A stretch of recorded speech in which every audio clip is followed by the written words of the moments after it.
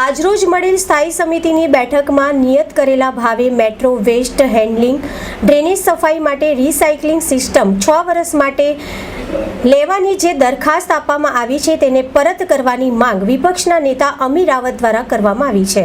આજની સ્ટેન્ડિંગ સમિતિમાં metro handling system private લિમિટેડને વગર ઇજારાએ 57 કરોડ રૂપિયાનું કામ આપવાની દરખાસ્ત આવી છે.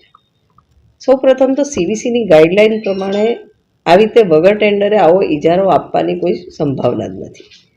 વાત એવી કરવામાં આવે છે કે જીયુડીએમે એમનો ઇજારો કર્યો તો એને ધ્યાનમાં રાખીને કરવું, તો રાજ્ય સરકાર કોઈ બી દિવસ લોકલ બોડી પર આ રીતના જબરજસ્તી કોઈ ઇજારો થોપી ના શકે.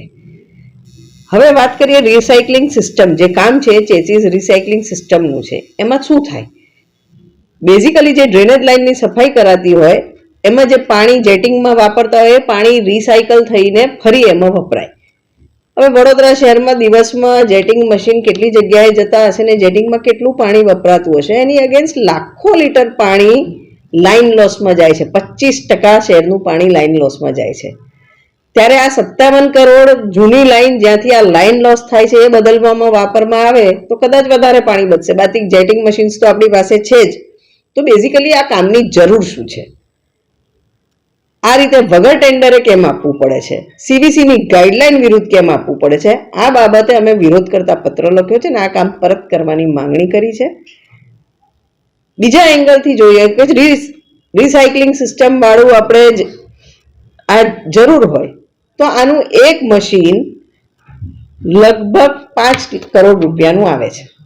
8 મશીન લઈએ, દરેક ઝોનમાં 2 લઈએ તો 40 કરોડ થાય.